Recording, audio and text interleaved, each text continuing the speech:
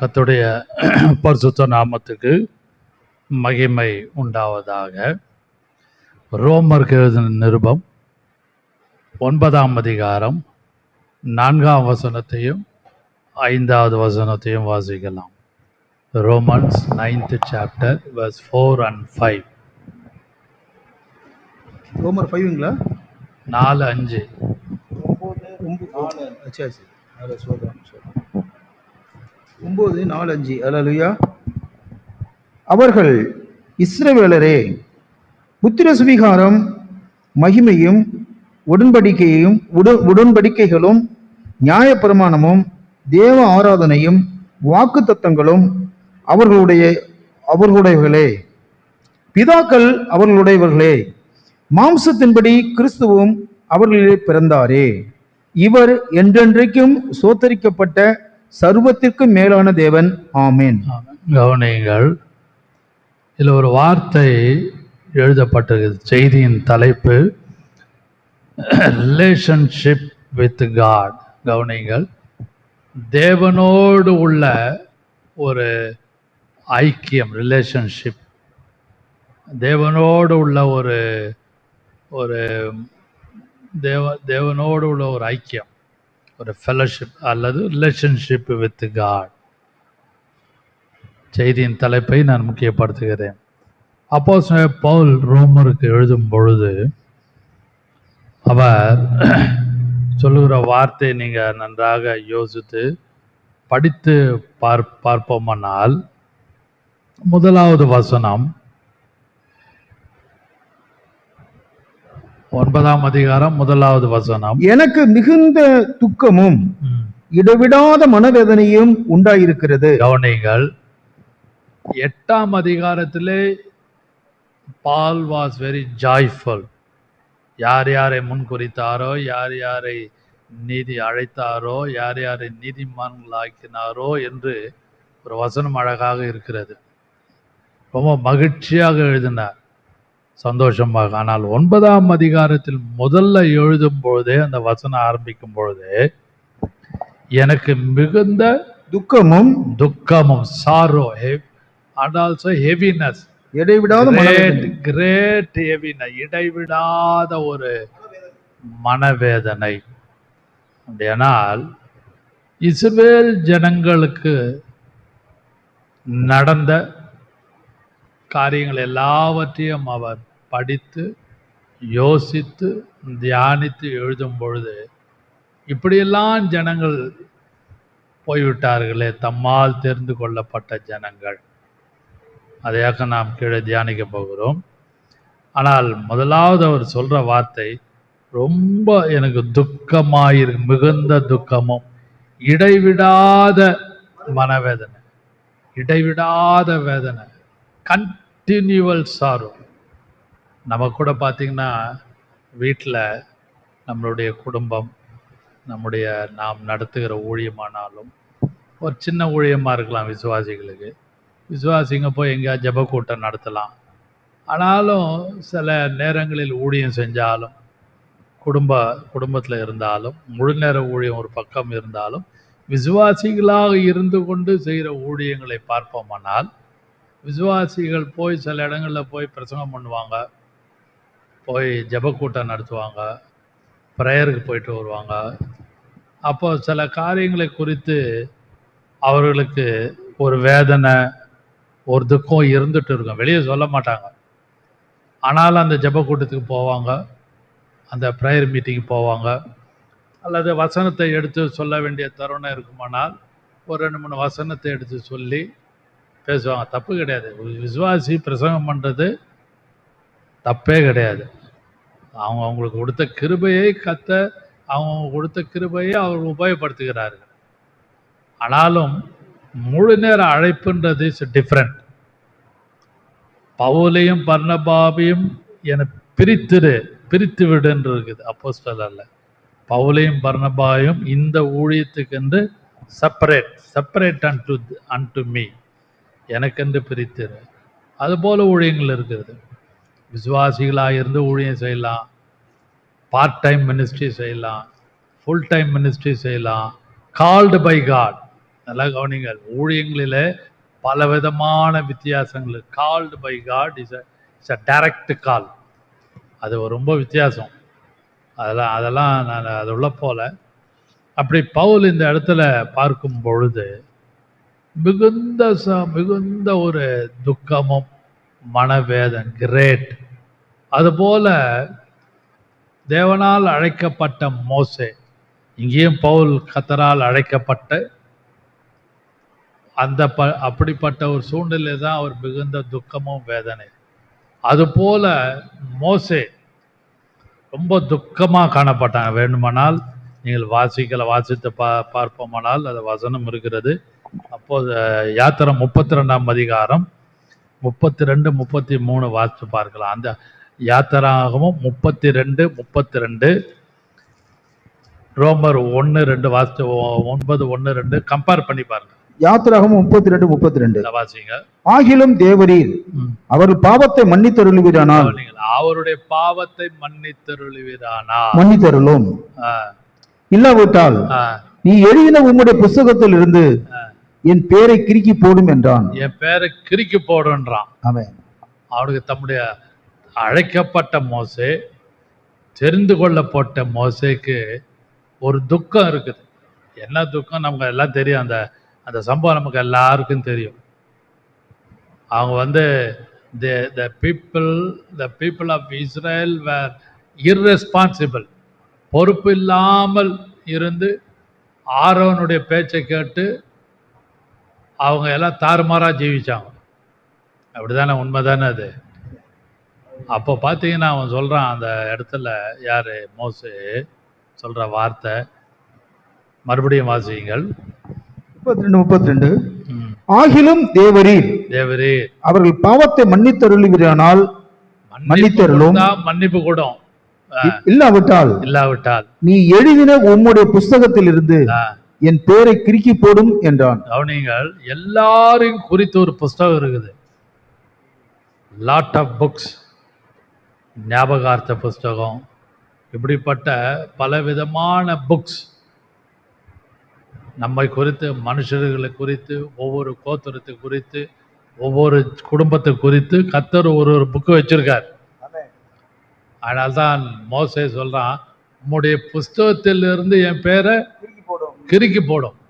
வாசிங்கள், மேற்கொண்டு வாசிங்க அதே வசனம். அப்பொழுது அவர் மோசேயை நோக்கி, எனக்கு விரோதமாய் பாவம் செய்தவன் எவனோ அவன் பேரை என் புஸ்தகத்திலிருந்து கிறுக்கி போடுவேன். இப்பொழுது நீ போய் நான் உனக்கு சொன்ன இடத்துக்கு ஜனங்களை அழைத்து கொண்டு போ. 33 வாசிங்க. 33 தான் வாசிக்கிறேன். அப்பொழுது கர்த்தர் மோசேயை நோக்கி, எனக்கு விரோதமாய் பாவம் செய்தவன் எவனோ அவன் பேரை என் புஸ்தகத்திலிருந்து கிறுக்கி போடுவேன். நீங்கள் மோசேயும் பவுலையும் கொஞ்சம் கம்பேர் பண்ணி இந்த வசனத்தையும் ரோமர் 9ஆம் அதிகாரம் 1 வசனத்தை பாருங்க. 2 பேருக்கும் ஒரு ஹெவினஸ், ஒரு பாரம்.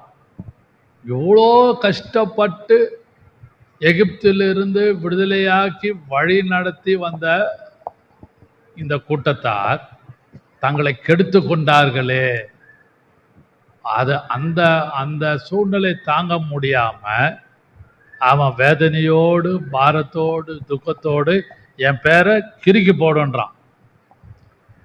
அது போலதான் அதே விகிதாம்சாரத்தில் தான் பவுல் இஸ்ரேல் ஜனங்களை குறித்து அவர் எழுதும் பொழுது என்ன எழுதுகிறார் என்றால், எனக்கு துக்கமும் இடைவிடாத மனவேதனையும் உண்டாயிருக்கிறது.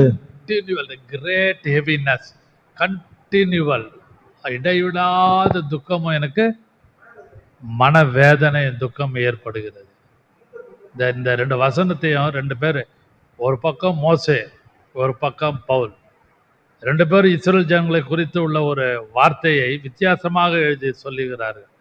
2 பேருக்கும் துக்கம் இருக்குது, 2 பேருக்கும் வேதனை இருக்குது. அதுபோல நாம் ஆவிக்குரிய ஜீவியத்திலே வளரும் பொழுது அல்லது நாம் பிரயாசப்படும் பொழுது, இவங்களாம் இப்படி ஒரு ஸ்லாக்காக கர்த்தரை தெரிஞ்சுக்கிட்டு கர்த்தருடைய அன்பை ருசி பார்த்து கொண்டு கர்த்தரை அறிந்தவர்கள் இப்படியெல்லாம் ஜீவிக்கிறார்களே என்ற ஒரு துக்கம் இருக்குதா இல்லையா? யோசிங்க. நல்ல அனுபவத்தோடு பேசுகிறேன். நல்ல ஃபேமிலியாக இருப்பாங்க, நமக்குள்ளே நல்லா தெரியும். நம்ம இருக்கிற இவ்வளோ ஜெபிக்கிறோம், இப்படி இருக்கிறோம், இவங்க என்ன ரொம்ப சாங்கம் போகமாக ரொம்ப நிர்விசாரமாக இருக்கிறார்களே என்று நமக்கு ஒரு ஒரு ஒரு ஒரு துக்கம் இருக்கும். அது மேபி அவர் ஓன் ஃபேமிலி, அவர் ஓன் ரிலேஷன், அவர் ஓன் பிலீவர்ஸ் இந்த சர்ச், இதெல்லாம் யோசித்து பார்த்தீங்கன்னா நான் நிறைய பார்த்துருக்குறேன். எல்லாமே ஒரு மாதிரி நெக்லிஜென்ஸ், ஒரு மாதிரி தாறுமாறாக நெக்லெக்ட் பண்ணி இப்போ வேணாம், அப்புறம் போய்க்கலாம், அப்புறம் செய்யலாம். கத்தரை தேடுகிற விஷயத்திலே they are very very negligence, they neglect. சில காரியங்களை அப்படியே தள்ளுவாங்க, அந்த அளவுக்கு அவங்க யோசிக்க மாட்டாங்க. அதையாக்கம் பவுல் இந்த இடத்துல ரோமர் 9ஆம் அதிகாரம் 4:5 சொல்லும் பொழுது அவர் ரொம்ப ரொம்ப இதாக சொல்றார். 2 பேரும் அப்படியே பஸ்ட் அவுட், அப்படியே வெடித்து சிதறுகிற மாதிரி பேசுறாங்க. அவங்ககிட்ட எந்த விதமான ஒரு செல்ஃபிஷ்னஸ் இல்லை. அவங்ககிட்ட 2 பேர்கிட்ட, மோசேகிட்டையும் பவுல்கிட்டையும் எந்த விதமான ஒரு அதாவது செல்ஃபிஷ்னஸ், தங்களை குறித்து தங்க தான் கரெக்டுன்னு சொல்லி அவங்க அதை யோசிக்கல. அன்செல்ஃபிஷ்னஸ். அவங்க அப்படியே ரொம்ப வேதனையோடு 2 பேரும் சொல்லுற வார்த்தையை நாம் தியானித்தோம், படித்தோம். நான் இந்த வசனத்தை மறுபடியும் ரோமர் 9ஆம் அதிகாரம் 4ஆம் வசனத்தை வாசியுங்கள். அவர்கள் இஸ்ரவேலரே, அவர்கள் இஸ்ரவேலரே, புத்திர சுவிகாரமும், கவனிகள், புத்திர சுவிகாரமும், மகிமையும் மகிமையும், உடன்படிக்கைகளும், நியாயப்பிரமாணமும், தேவ ஆராதனையும், தேவனுடைய ஆராதனை, சர்வீஸ் ஆஃப் காட், தேவனுடைய ஆராதனையும், வாக்கு தத்தங்களும் அவர்களுடையவைகளே, வாக்கு தத்தங்களும் அவர்களுடையது. எல்லாமே இஸ்ரவேல் ஜனங்களுக்காக தேவன் ஏற்படுத்தினது. இந்த வசனத்தை நன்றாக ஆழ்ந்து படிப்போமானால், அவர்கள் இஸ்ரவேலரே, புத்திர சுவீகாரம், ஃபர்ஸ்ட் ஆஃப் ஆல் அடாப்ஷன். நான் ஒன்றொன்றாக அந்த ஒவ்வொரு வார்த்தையை நான் விளக்குகிறேன். முதலாவதாக உடன்படிக்கைகள், அதாவது அந்த வசனத்திலே ஒரு வார்த்தை பவுல் எழுதுகிறார், உடன்படிக்கைகளும், உடன்படிக்கை அல்ல, உடன்படிக்கை. தேவன் தம்முடைய ஜனங்களுக்கு பூலோகத்திலே முதலாவது உடன்படிக்கை பண்ணின ஒரு இடம் உண்டானால் ரெயின்போ, வானவில். என்னது?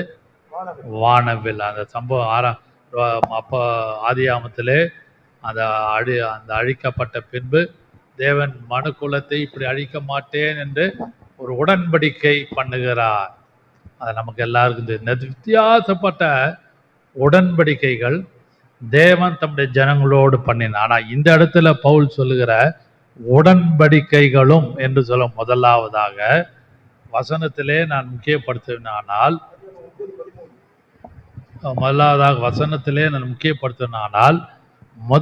அந்த முதல் உடன்படிக்கையில் இஸ்ரவேல் ஜனங்களை குறித்து 9:12 அந்த அந்த ஆதியாகமம் 12ஆம் அதிகாரம் 13ஆம் அதிகாரம், 2 அதிகாரத்தை வீட்டில் போய் வாசியுங்கள். முதல் வசனத்தை வாசிக்கலாம். முதல் 2-3 வசனம் ஆதியாகமம் 12ஆம் அதிகாரம் 1. கர்த்தர் ஆபிரகாமை நோக்கி, நீ உன் தேசத்தையும் உன் இனத்தையும் உன் தகப்பனுடைய வீட்டையும் விட்டு புறப்பட்டு நான் உனக்கு காண்பிக்கும் தேசத்துக்கு போ. கவனிங்கள், ஒரு தேசத்து நேஷன், ஒரு தேசத்தை குறித்து அந்த 12ஆம் அதிகாரம் 13ஆம் அதிகாரம் படிச்சு பாருங்க. நீ நடந்து திரின்றாரு கர்த்தர். என்ன சொல்றாரு? நடந்து திரி. 13ஆம் அதிகாரத்துல எல்லாம் வரும் கடைசியில. நீ நடந்து திரி, எம்மட்டும் நடந்து போறியோ அவ்வளோ இடம் முழுவதும் உனக்கு தான். அது ஒரு உடன்படிக்கை. நீங்க நல்லா அந்த படிச்சீங்கன்னா தெரியாது. ஆபிரகாமோடு செய்த ஒரு உடன்படிக்கை. 2வது தாவீதோடு செய்த உடன்படிக்கை குறித்து 2 சாமுவேல் 7ஆம் அதிகாரத்துல நீங்க வாசிக்கலாம். தாவீதோடு செய்த உடன்படிக்கை. 3வதாக புதிய உடன்படிக்கை. பவுல் சொல்ற இந்த 3 உடன்படிக்கைகளை நான் முக்கியப்படுத்துகிறேன். தேவன் கர்த்தர் தம்முடைய ஜனங்களோடு செய்த உடன்படிக்கை ஒரு பக்கம் காணப்பட்டாலும், எரேமியா 31ஆம் அதிகாரம் முதல் 3 வசனத்திலே நீங்க நன்றாக படித்து பார்த்தீர்களானால் புதிய உடன்படிக்கைன்னு இருக்கும். முதல் 3 வசனத்துல அப்புறமா நிதானமாக படிச்சு பாருங்கள். அத புதிய உடன்படிக்கை என்ற ஒரு வார்த்தை வரும். தாவீதோடு செய்த உடன்படிக்கை, ஆபிரகாமோடு செய்த உடன்படிக்கை, அப்புறம் புதிய நியூ கவர்னன்ட். இதெல்லாம் இஸ்ரவேல் ஜனங்களுக்காக கொடுக்கப்பட்ட ஒரு ஒப்பந்தம், ஒரு உடன்படிக்கை. இதையெல்லாம் அவர்கள் மீறி போகிறார்கள். அதுபோல இந்த கிருபையின் காலத்திலே கர்த்தர் உங்களுக்கும் உங்களுடைய குடும்பத்துக்கும் கர்த்தரால் நமக்கு அருளப்பட்ட சில கிருபைகள், வரங்கள் மத்தியிலே, ஜெப ஆவியின் மத்தியிலே, வேதவாசிப்பின் மத்தியிலே கர்த்தரோடு சில உடன்படிக்கைகள் நாம் செய்திருப்போம், அல்லது கர்த்தர் உங்களுக்கு கொடுத்திருப்பார். அது அவங்கவுங்க மனசாட்சிக்கு தான் தெரியும். இங்கே இஸ்ரவேல் ஜனங்களுக்காக தேவன் தம்முடைய ஜனங்களுக்காக செய்த ஒரு உடன்படிக்கை. ஏன் அந்த உடன்படிக்கை செய்கிறார் என்று நீங்களும் நன்றாக யோசித்து பார்ப்போமானால், இஸ்ரவேல் ஜனங்களை குறித்து தேவன் சொல்லும்பொழுது என்னுடைய குமாரன், என்னுடைய குமாரன், மை சன் என்றார். என் குமாரன் செய்த உடன்படிக்கை சற்று யோசித்து பாருங்கள். வாசிக்கலாம். யாத்திராம் 4ஆம் அதிகாரம் 22ஆம் வசனம் வாசியுங்கள்.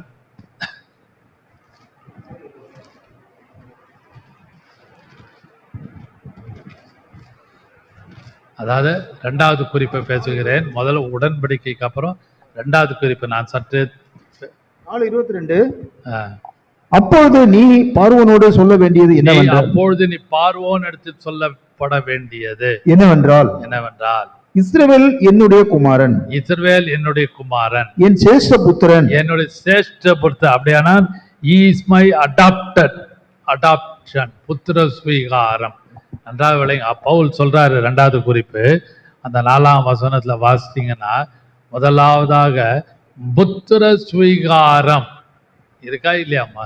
நான் கொஞ்சம் ஒவ்வொரு பாயிண்ட் வித்தியாசப்படுத்தி வேற மாதிரி கொண்டாடுறேன். உடன்படிக்கை பண்ணின தேவன், அங்க 2வது நான் பார்க்கிறோம் புத்திர ஸ்வீகாரம், அடாப்ஷன். அன்பான கர்த்தருடைய பிள்ளைகளே, தேவன் நம்மை அடாப்ட் பண்ணியிருக்கிறார் கிருபையின் காலத்திலே.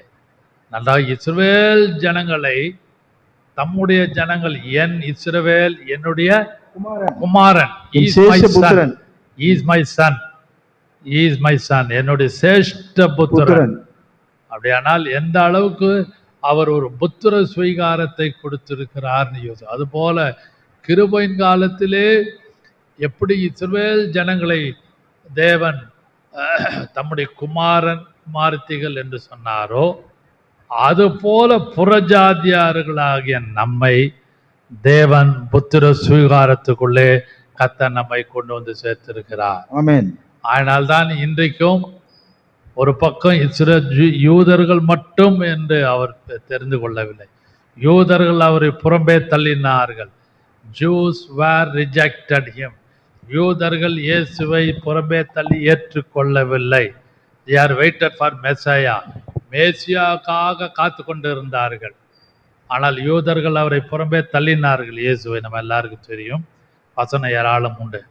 ஆனாலும் கிருபையின் காலத்திலே இந்த பூலோகத்தில் இருக்க உலக ஜனங்கள் எல்லாரையும் தம்முடைய இரத்தத்தினாலே அவர் புத்திர ஸ்வீகாரமாக மாற்றி இருக்கிறார். இதை நீங்களும் நானும் நன்றாக உணர்ந்து கொள்ளுங்க.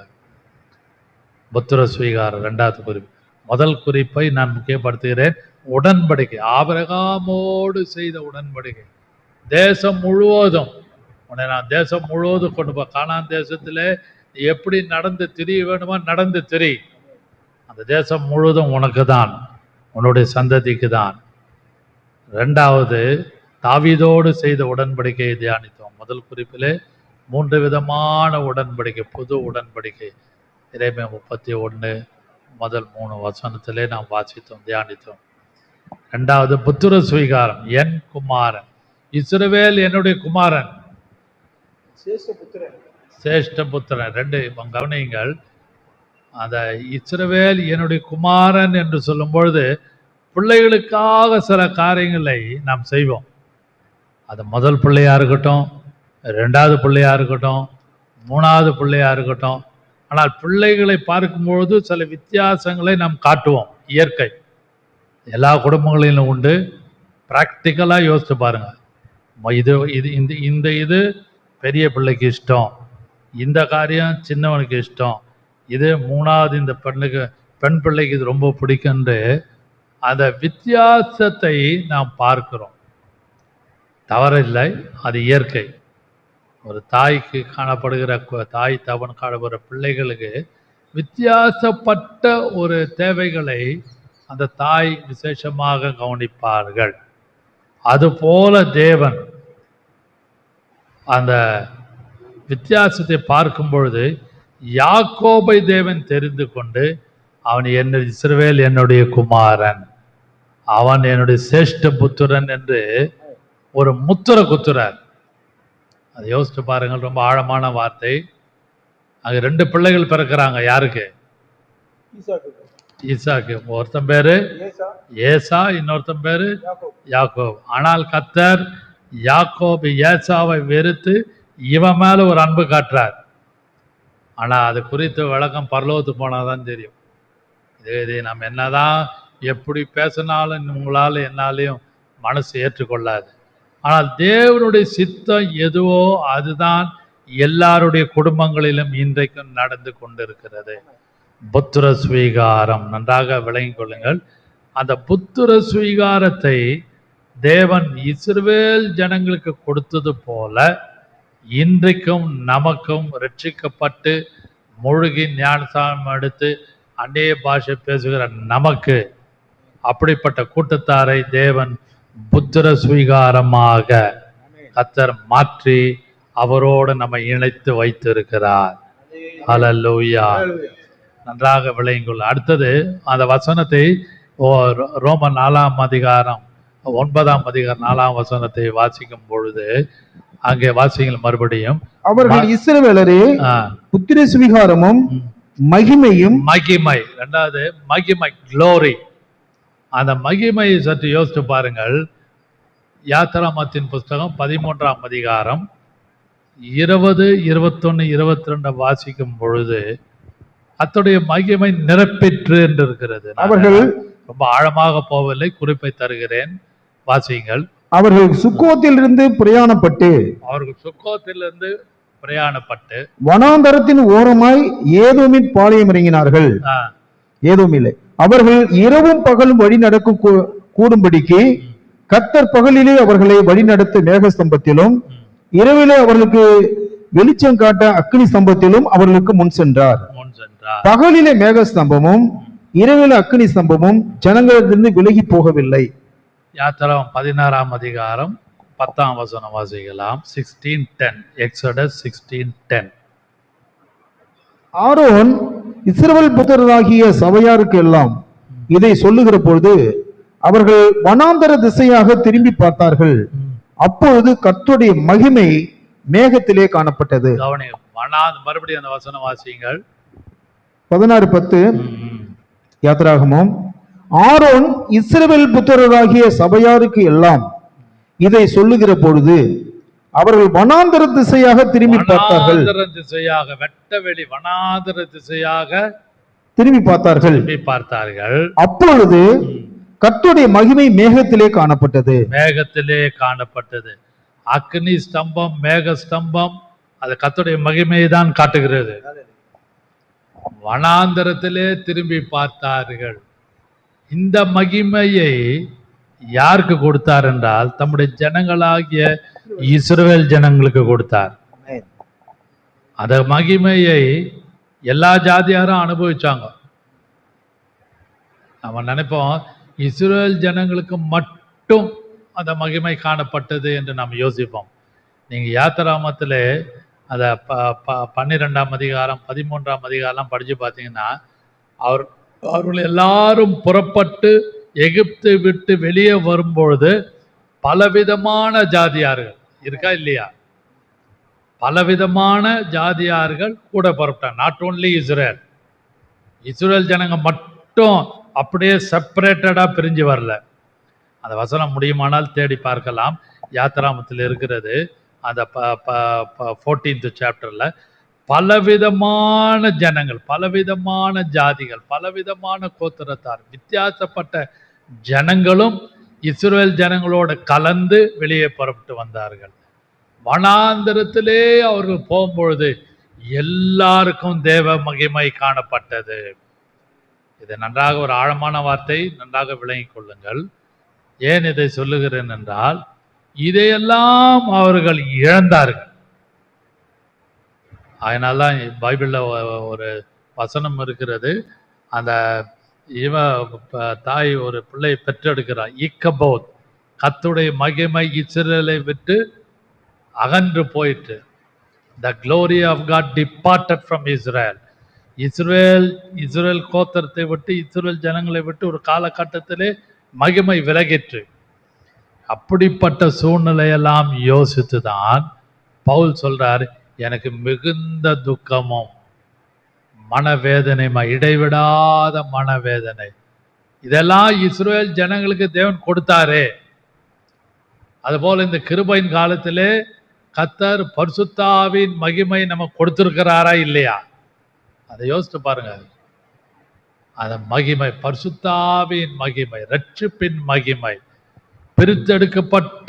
பிரித்தெடுக்கப்பட்ட ஜீவியத்தின் மகிமை. 12 யோத்ராம் 12 37 38. எது? அந்த பல ஜாதி ஜனங்கள். எது? மோசே கூட பல ஜாதி ஜனங்கள் வந்தாங்க. சரி, வாசிங்க, வசனம் சொல்லி வாசிங்க. யாத்திராகமம் 12:36. அவர்களோடு கூட பல ஜாதி ஜனங்களும், பல ஜாதி, நாட் ஓன்லி இஸ்ரேல், பல விதமான ஜாதி ஜனங்கள், அநேகர் போனதும் அன்றி மிகுதியான ஆடு மாடுகள் முதலான மிருக ஜீவங்களும் போயிற்று. நீங்க நினைச்ச கூடாது இஸ்ரேல் ஜனங்கள் மட்டும் மகிமை காணப்பட்டது நம்ம யோசிப்போம். அவர்களோடு கூட பலவிதமான ஜாதி. அப்படியானால் தேவனுடைய அனாதி தீர்மானத்தினுடைய சித்தத்தின்படி எல்லாருக்கும் தேவ மகிமை காணப்பட வேண்டும்.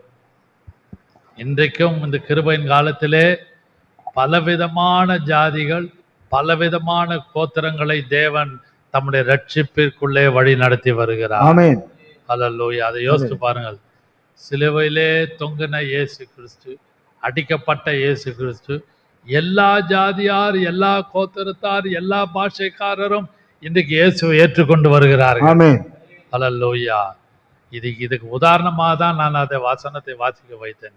யாத்திராம் 12ஆம் அதிகாரத்தில் பலவிதமான ஜாதி வனாந்தரத்திலே அப்படி திரும்பி பார்க்கிறான். ஆரோன் அப்படி வனாந்தரத்திலே ஜனங்கள் திரும்பி பார்க்கும் பொழுது கர்த்தருடைய மகிமை பார்த்தார்கள். அப்படியானால் யோசியுங்கள், இந்த பலவிதமான ஜாதியும் அந்த மகிமையை பார்த்திருப்பாங்களா? பார்த்திருக்க மாட்டாங்களா? கண்டிப்பா பார்த்திருப்பாங்க. நாட் ஓன்லி ஃபார் இஸ்ரேல், யாக்கோபு வம்சத்தாருக்கு மட்டுமல்ல, அந்த 12 கோத்திரத்தாருக்கு மட்டுமல்ல, கர்த்தருடைய மகிமை எல்லாருக்கும் காணப்பட்டது. இன்றைக்கும் கர்த்தருடைய ரட்சிப்பு எல்லாருக்கும் கொடுக்கப்பட்டிருக்கிறது. அதை நீங்களும் நானும் நன்றாக உணர்ந்து, கர்த்தாவே எனக்கு இப்படிப்பட்ட ஒரு கிருபையை, எனக்கு என் குடும்பத்தையும் நீர் கொடுத்திருக்கிறீரே என்று நீங்கள் ஒவ்வொரு நாளும் நாம் ஸ்தோத்திரிக்க வேண்டும். இதை இழந்தபடியினால்தான் பவுல் துக்கத்தோடும் மனவேதனையோடு இடைவிடாமல் காணப்பட்டார். இப்படிப்பட்ட காரியங்கள், தவறுகள் செய்கிற இஸ்ரவேல் ஜனங்கள் மத்தியிலே அழைக்கப்பட்ட அந்த மோசே என்ன சொன்னா, என் பேரை கிறுக்கி போடும். நம்ம சொல்லுவாங்க, ஏன் தான் இவங்கெல்லாம் ரட்சிக்கப்பட்டாங்களோ அப்படின்னு சொல்லிடுறோம். கோபத்துல, தாங்க முடியாத சூழ்நிலையில, சகிக்க முடியாத சூழ்நிலையில, ஏற்றுக்கொள்ள முடியாத சூழ்நிலையில நானும் நீங்களும் சில நேரங்களில் இவங்களாம் எப்படி கர்த்தர் ரட்சித்தாரு, இவங்களுக்கெல்லாம் ரட்சிப்புக்கு அவசியமா, இப்படி பண்றாங்களே, கர்த்தாவே நீர் எல்லாவற்றையும் பார்த்து கொண்டு இருக்கிறீரே என்று நல்ல ஆழமான விசுவாசிகள், நீச்சல் ஆழத்தில் உள்ள விசுவாசிகள் யோசிக்கிறது உண்டு. தவறு இல்லை, உண்மைதான். ஏன் நம்மளுடைய லெவல், அந்த ஆழமான விசுவாசிகளுடைய லெவல் அவங்களோட எசைஞ்சு போவாது, அவங்களோட ஒத்து போவாது. ஆனாலும் தேவன் அவர்களை கிருபையா ரட்சித்திருக்கிறார். நீங்க எல்லாவற்றையும், வசனங்களையும் சந்தர்ப்பங்களையும் அந்த சூழ்நிலையும் யோசித்து படித்தால் பவுலோடு சேர்ந்து நாமும் அறிக்கையிட முடியும். கர்த்தாவே எப்படியாலும் இவளை கர்த்தாவே மாற்றும் ஐயா. மோசே ஜெபிச்சது போல, பரிந்து பேசினது போல, பவுல் பரிந்து பேசினது போல நாம் ஜெபிப்போமானால் கர்த்தர் நம்மளை இரத்தத்தால மூடிக்கொள்வாராக. அடுத்தபடியாக 4வது வாசிக்கலாம். யாத்திரா அந்த வசனத்தை யாத்திரா 9ஆம் அதிகாரம் அதே 4ஆம் வசனத்தை வாசிப்போமானால் அங்கே நியாயப்பிரமாணமும் கவனிங்கள் என்ன எழுதப்பட்டிருக்கிறது? நியாயப்பிரமாணம். நியாயப்பிரமாணத்தை கர்த்தர் கொடுத்தார். யாத்திரா 19ஆம் அதிகாரத்திலிருந்து 31ஆம் அதிகாரம் முடிய வாசித்து பாருங்கள். நமக்கு தெரிஞ்சது 10 கட்டளை, அதுதான் நியாயப்பிரமாணம் நினைத்து கொள்ளுகிறோம். அந்த சட்ட திட்டங்கள் நியாயப்பிரமாணமும் என்று சொல்லும் பொழுது யாத்திராமம் 19ஆம் அதிகாரத்திலிருந்து 31ஆம் அதிகாரம் வரையும் பார்த்தீங்கன்னா அந்த இடத்துல பலவிதமான சட்ட திட்டங்கள் எழுதப்பட்ட. எல்லாவற்றையும் சொல்ல நேரம் இல்லை, நீங்கள் நல்லா வீட்டில் போய் படியுங்கள். அந்த 19ஆம் அதிகாரத்துலேருந்து 31ஆம் அதிகாரம் வரைக்கும் அங்கே பார்த்தீங்கன்னா அந்த சட்ட திட்டத்தில் பொலிட்டிக்கல், அரசியல், social and religious, political, social and religious, உள்ள அரசியலும் காணப்படுகிறது, அந்த சோஷியல் சமூக ரீதியான காரியங்கள் காணப்படுகிறது. அது மட்டுமல்ல ரிலிஜியஸ் மத சம்பந்தமான காரியங்கள் காணப்படுகிறது.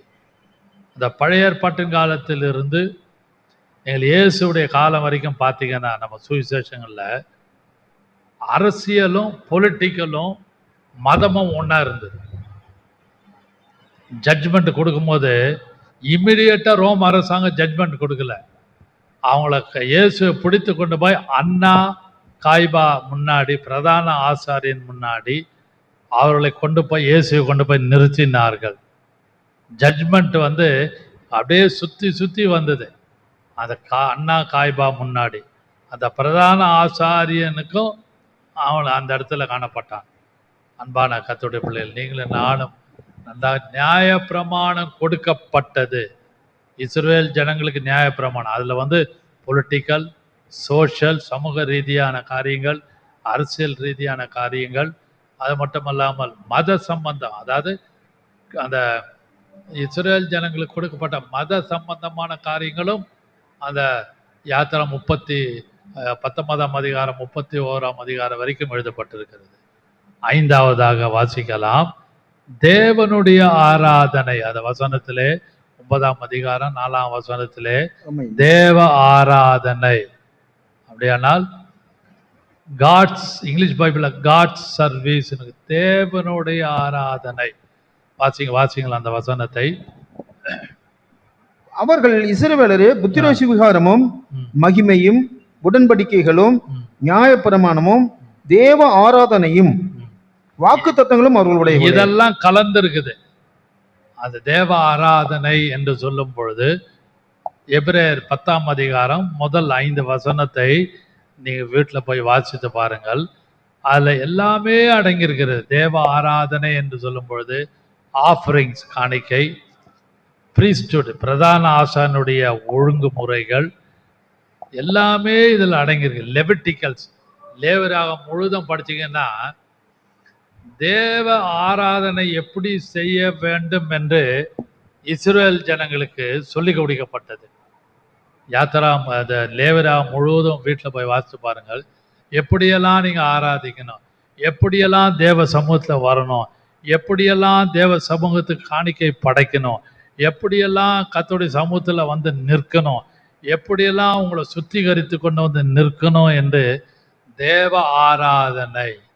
நம்ம இப்போ அப்படியே வரோம், செருப்பை வெளியில் கட்டிட்டு அப்படியே உட்கார்றோம். இது இப்பொழுது உள்ள கிருபையின் காலத்திலே உள்ள ஒரு ஒழுங்குமுறை.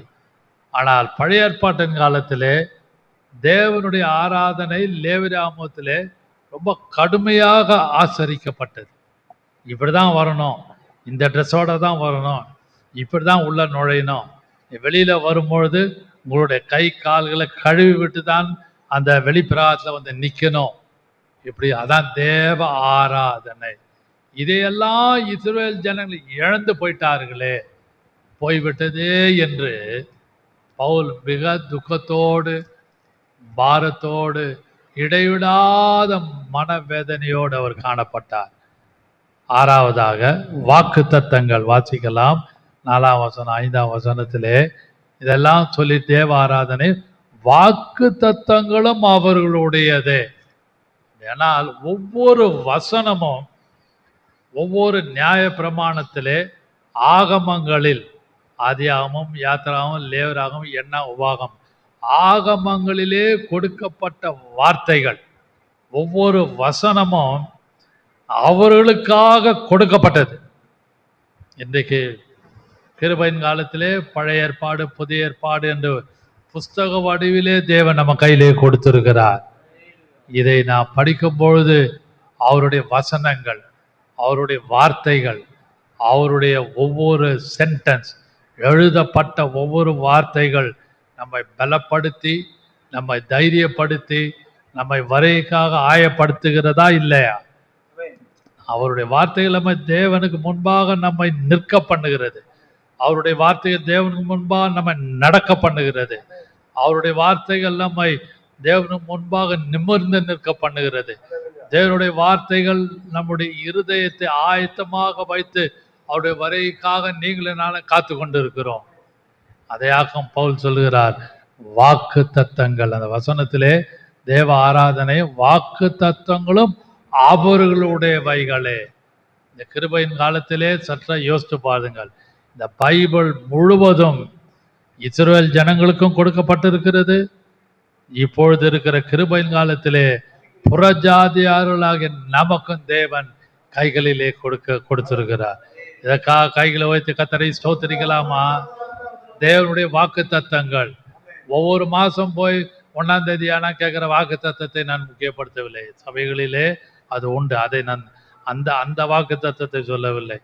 ஒவ்வொரு நாளும் கையிலே வேதத்தை படிக்கும் பொழுது உள்ளத்தின் ஆழத்திலே தேவன் அந்த வசனத்தை நமக்கு உள்ளத்தின் ஆழத்திலே பதிய செய்து அந்த வாக்கு தத்தமான அந்த வார்த்தையை நமக்கு கிரியை செய்து அவரோடு ஐக்கியப்படும்படியான கிருபை தேவன் கொடுக்கிறார். அன்பான கர்த்தருடைய பிள்ளைகளே, அவருடைய வாக்கு தத்தங்கள் எல்லாம் கிறிஸ்துவுக்குள் ஆம் என்றும் ஆமேன் என்றும் இருக்கிறது. எல்லாமே நடக்கிறது. வசனத்தை பின்பற்றுகிற கர்த்தருடைய பிள்ளைகள், வசனத்தின்படி நடக்கிற வாசிக்கிற கர்த்தருடைய பிள்ளைகளுக்கு எல்லா காரியத்தை தேவன் கைகூடி வர பண்ணுகிறார். அது ஆவிக்குரிய காரியமோ, குடும்ப காரியமோ, ஃபைனான்ஸ் மேட்டரோ, பர்சனல் மேட்டரோ, நைபர் ப்ராப்ளமோ, அஃபிஷியல் ப்ராப்ளமோ, எல்லாவற்றையும் வசனத்தின்படி கர்த்தர் காரியங்களை சொல்லி கொடுத்து எப்படி நடத்த வேண்டுமோ கர்த்தர் நடத்துகிறார். இதை பார்த்து கேட்டுக்கொண்டு யாவரும் இதை சற்று யோசிக்கும்படியாக நான் உங்களை தைரியப்படுத்துகிறேன். உங்களை நான் அன்பாக பட்சமாக நான் கேட்டுக்கொள்ளேன். அவருடைய வாக்கு தத்தங்கள் ஏராளம். அவருடைய வாக்கு தத்தங்கள் அப்படியானால் ஆதியாமத்திலிருந்து வெளிப்படுத்தல் வரைக்கும் ஏராளமாக வசனங்கள் கொடுக்கப்பட்டிருக்கிறது. ஒரே ஒரு வசனத்தை வாசிக்கலாம். உபாகமம் 8ஆம் அதிகாரம் 15 வாசிங்க. 18-15 வாசிங்க.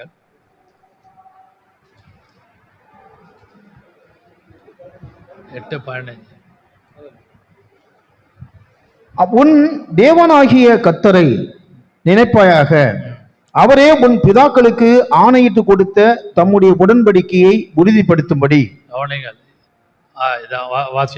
இந்நாளிலே உனக்கு உண்டாயிருக்கிறது போல ஐஸ்வர்யத்தையும் சம்பாதிக்கிறதுக்கான பலனை உனக்கு கொடுக்கிறவர். உன் தேவனாகிய கர்த்தரை நீர் மறந்து வேறே தேவர்களை பின்பற்றி அவர் மறுபடியும் அந்த வசனத்தை வாசிங்க. 18 உபாகம் 8:18 உன் தேவனாகிய கர்த்தரை நினைப்பாயாக, அவரே உன் பிதாக்களுக்கு ஆணையிட்டு பிதாக்களுக்கு சொன்ன அதே வார்த்தை இந்த கிருபையின் காலத்திலே கர்த்தர் நம்ம கொடுத்திருக்கிறார். தம்முடைய உடன்படிக்கையை உறுதிப்படுத்தும்படி இந்நாளிலே உனக்கு உண்டாயிருக்கிறது போல ஐஸ்வர்யத்தை சம்பாதிக்கிறதுக்கான பலனை உனக்கு கொடுக்கிறவர். ஐஸ்வர்யத்தை சம்பாதிப்பதற்கு பலனை கொடுக்கிறவர்.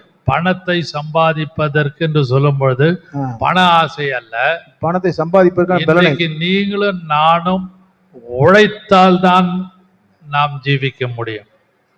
வேர்வை சிந்தி உழைத்தால்தான் கர்த்தர் நம்மை பாதுகாப்பார். இது ஆதியாகமம் 3ஆம் அதிகாரத்திலே மனுஷன் வேர்வை சிந்தி உழைக்க வேண்டும் என்று அவனுக்கு கொடுக்கப்பட்ட ஒரு கட்டளை. அந்த வசனத்தை பணம் சம்பாதிக்கும்படி என்று சொல்லும் பொழுது ஒவ்வொரு நாடுகளில் ஒவ்வொரு விதமான சூழ்நிலை உண்டு. அன்பான கர்த்தருடைய பிள்ளைகளை, நீங்களும் நானும் கர்த்தாவே எனக்கு உழைக்க பலன் கொடுப்பீராக. அந்த வார்த்தையை மறுபடியும் வாசிங்கள், நிறைய உண்டு. நான் இதோடு சுருக்கி கொள்ளுகிறேன். வாசிங்கள் அந்த 8ஆம் அதிகாரம் வாசிங்கள் 15. 18. உன் தேவனாகிய கர்த்தரை நினைப்பாயாக,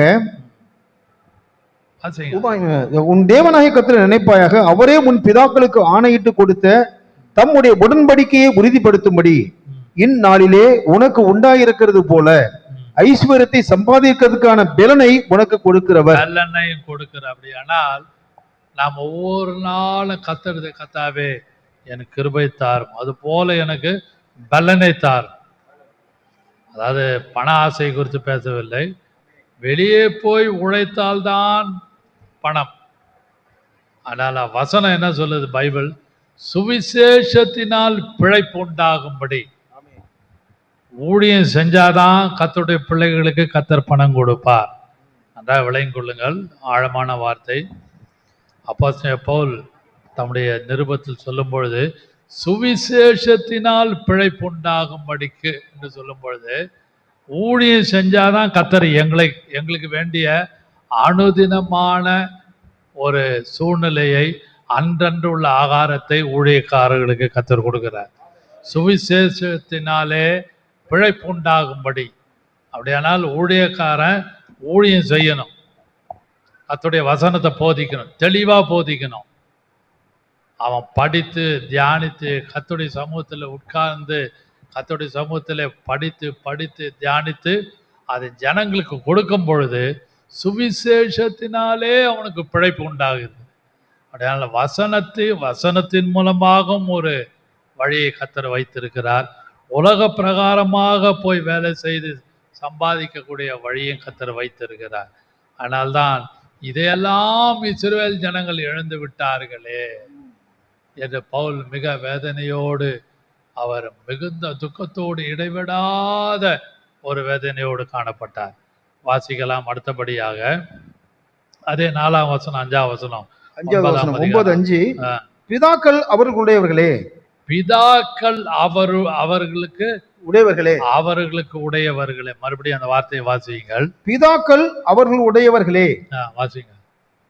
மாம்சத்தின்படி கிறிஸ்துவும் அவர்களிலே பிறந்தாரே, இவர் என்றென்றைக்கும் ஸ்தோத்திரிக்கப்பட்ட சர்வத்திற்கு மேலான தேவன். ஆமென். பிதாக்களும் அவருடையவர்களே. இந்த சந்ததியில் தான், இந்த யாக்கோபின் சந்ததி, இந்த 12 கோத்திரத்தின் வழியாக தான் கர்த்தராகிய இயேசு கிறிஸ்து வந்தார். நமக்கு எல்லாருக்கும் தெரியும்.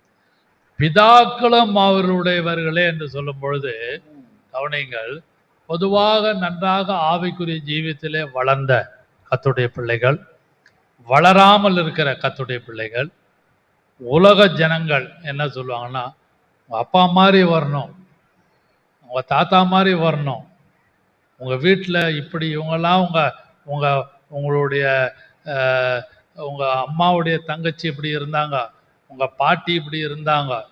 அதை பவுல் சொல்லும் பொழுது தீமோத்தேயுக்கு எழுதும் பொழுது சொல்வார், உன் பாட்டியாகிய லோபிசால்னுவார்.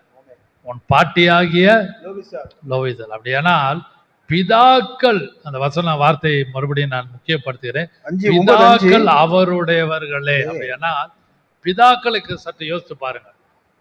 உங்களுடைய ஃபேமிலி 4 fathers, அவங்க ரட்சிக்கப்படாமல் இருக்கலாம், ரட்சிக்கப்பட்டவங்களா இருக்கலாம், அபிஷேகம் பற்றவர்களா இருக்கலாம், கர்த்தரை முழு மனது பற்றி ஜீவிக்கிறா. ஆனாலும் பிதாக்கள், இஸ்ரவேல் ஜனங்களுடைய பிதாக்கள் யாரு? ஆபிரகாம், ஈசாக்கு, யாக்கோபு, யோசேப்பு, இவங்களாம் அவருடைய பிதாக்கள். இஸ்ரவேல் ஜனங்கள் சொல்லுகிற பிதாக்கள். அன்பானவர்களே, நம்மளுடைய 4 fathers-ஐ நினைத்து, கர்த்தாவே எங்களுக்கு இப்படிப்பட்ட தகப்பன்மார்கள், இப்படிப்பட்ட ஆவிக்குரிய பிதாக்களை எங்களுக்கு கொடுத்தீரே என்று ஜெபித்து கத்தரிடத்திலே நீங்களும் நானும் நெருங்குவோமாக. அதனால்தான் பவுல் சொன்னார், ரிலேஷன்ஷிப் வித் காட், தேவனோடு உள்ள ஒரு ஐக்கியத்தை இஸ்ரவேல் ஜனங்கள் அவர்கள் புத்திர சுவீகாரம், மகிமை, உடன்படிக்கைகள், நியாயப்பிரமாணம், தேவனுடைய ஆராதனை, வாக்குத்தத்தங்கள், பிதாக்கள் எல்லாவற்றையும் இழந்துட்டாங்க. ஆனால் நீங்க நானும் இழந்து போகாதபடிக்கு கர்த்தர் நம்மை இரத்தத்தால மூடிக்கொள்வாராக. கர்த்தரால் கொடுக்கப்பட்ட வார்த்தை, வசனங்கள் ஒவ்வொரு நாளும் கர்த்தர் உங்களுடைய இருதயத்திலே பேசுவார். நாட் ஓன்லி இந்த சர்ச், சபையில பேசும்பொழுது அல்ல, ஏதாவது ஒரு பாடல் பாடும்பொழுது ஒரு வார்த்தை, ஒரு பாடுகிற ஒரு வரி உங்க இருதயத்தை தொடும். அதெல்லாம் யோசித்து பாருங்கள். நான்லாம் பாடல் ப்ரிப்பேர் பண்ணி சனிக்கிழமையே ப்ராக்டிஸ் பண்ணி, சில சபைகளெல்லாம் நல்லா ப்ராக்டிஸ் பண்ணுவாங்க, ஒரு 4 பாட்டு, அதை தான் சண்டே மார்னிங் பாடுவாங்க. நான் சொல்றது Pentecostal church, I am not talking about CSI or Lutheran.